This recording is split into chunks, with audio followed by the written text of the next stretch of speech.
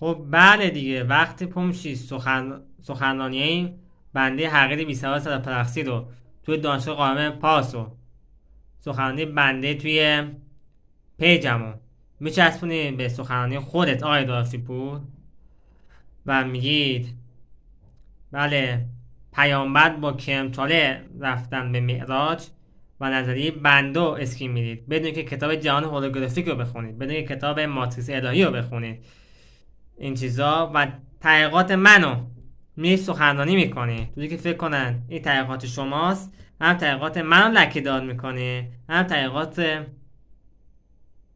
تیم منو.